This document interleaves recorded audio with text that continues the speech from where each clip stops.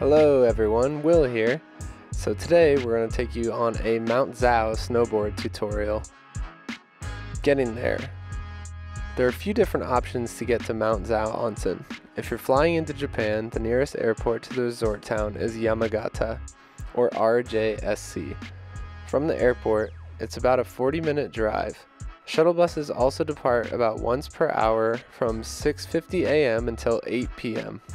With a duration of 40 minutes, an adult ticket costs 1,000 yen for a one-way trip. Yamagata Airport is relatively small, so to avoid a connection in the much higher airline ticket prices, we decided to fly into Tokyo and reserve a rental car from the Narita Airport. If you choose to travel from Haneda or the Narita airports, the drive is about 4.5 hours to the north. One additional option to travel from Tokyo to Mount Zao Onsen is to take the monorail to Hamamatsucho Station, then the local train to Tokyo Station. From Tokyo Station, you can purchase tickets for the Shinkansen or fast train to Yamagata and then get on the bus from Yamagata to Mount Zao. The total duration will be about the same as driving, but a bit more challenging if you're lugging ski and snowboarding gear around. I recommend comparing the price difference of checking your ski gear with the Yamato or Black Cat shipping service. Rates can be very comparable when shipping inside Japan. We flew into Tokyo on a Thursday night and landed around 10 p.m., so public transport and rental car agencies were closed. For this reason, we booked a one-night stay at the Art Hotel, just a 6-minute drive from the airport.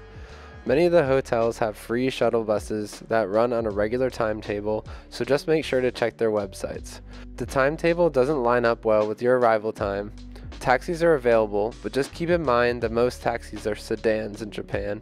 We even had to stack our snowboarding bags in the front passenger seat and lean the seat back.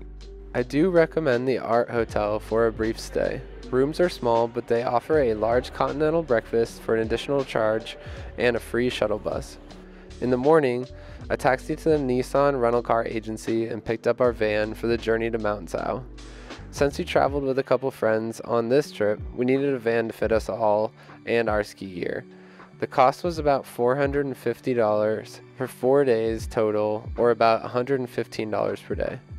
Although a bit long, most of the drive to Mount Zao Onsen is quick and flat. When you get a bit closer to Zao and start climbing in elevation, it will become apparent why the snow tires are required. Trust me, you need them, and the 1,500 yen per day charge is well worth the safety for the traction climbing and descending the snowy hills and curves. Where to stay? We chose to stay at Lodge Skole and absolutely loved it. While it's not the most lavish B&B, the staff, food, and location and overall warm environment here far exceeded my expectations. There are multiple room types that accommodate 1 to 4 people in each room. Check their website in the description for specifics. Lodging was affordable for a ski town, and we could easily walk to the lift and gondola. Breakfast is included in the price, and they also serve lunch and dinner for an additional cost. The lodge staff were extremely friendly, helping us navigate the town and made the stay that much better. They even have a bar, hot tub, very friendly lodge dog named Yuki, and games available by the fireside to relax after a long day on the mountain. A dry room is also available to store your gear for the evening. If you're looking for other accommodations, you can check booking.com with our link in the description. Hello everyone, it's Will and Alex, and today we are in Zao Onsen Resort, staying at the Lodge Skole. So it's a pretty neat little place, kind of dorm style, private rooms, but the shared bathrooms. There's a ton of snow up here. We're super excited.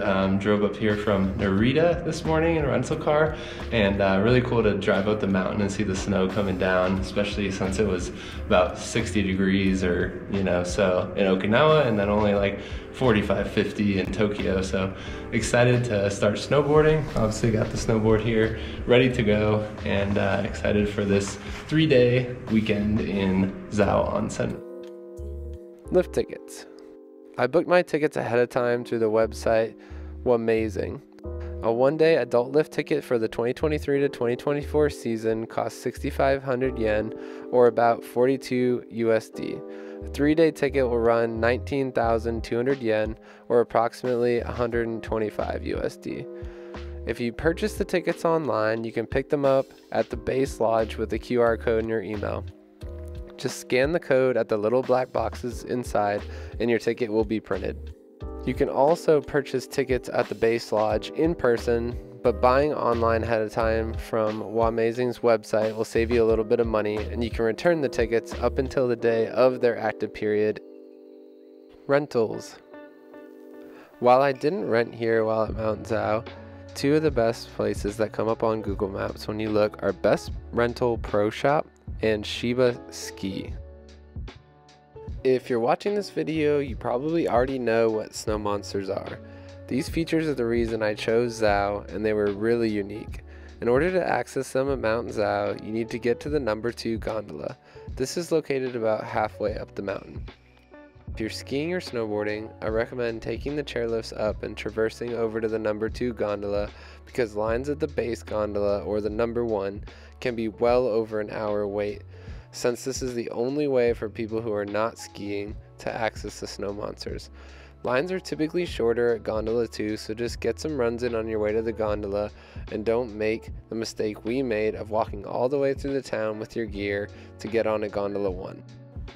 Once you're at the top, it's quite a bit colder and windier than the bottom. Make sure you dress appropriately if you're just traveling up the mountain on foot.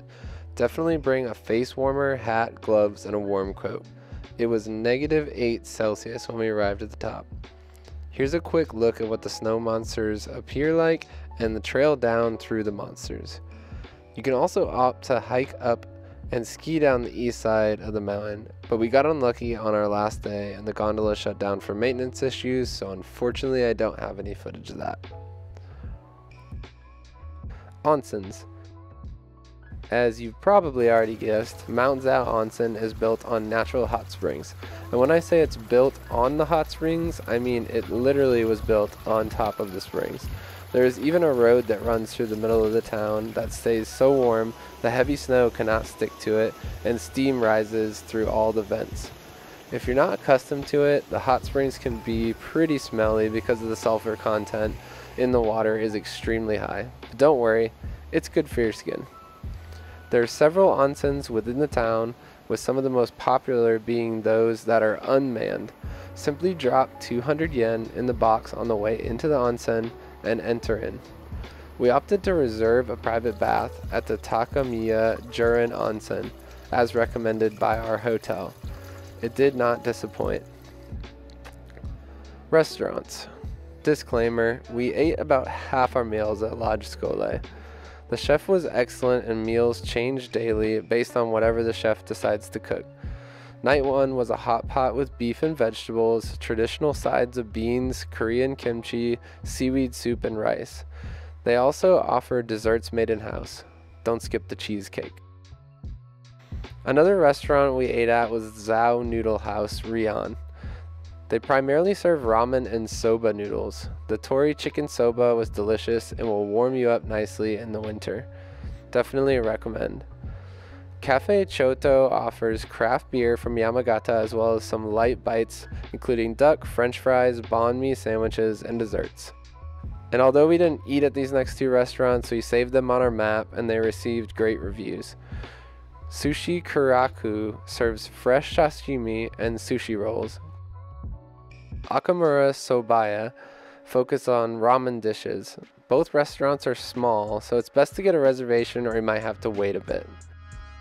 There's very little nightlife in Mount Zao, so if you're looking for a more lively après ski town, this area may not be for you. However, if you're focused on skiing or snowboarding the majority of the day and relaxing in the evening, this traditional Japanese ski town is right up your alley. We really enjoyed our time here. The snow was great, food was delicious, the people were friendly, and the outdoor onsens with falling snow were relaxing. Highly recommend a visit to Mount Zao Onsen for those looking for a unique and traditional experience. You definitely won't find too many places like this, and I'm certainly considering another visit next ski season. Thank you so much for watching. I hope you found this information helpful, and if you did, please like this video and subscribe for more ski and snowboard guides, or just general travel itineraries. Until the next video.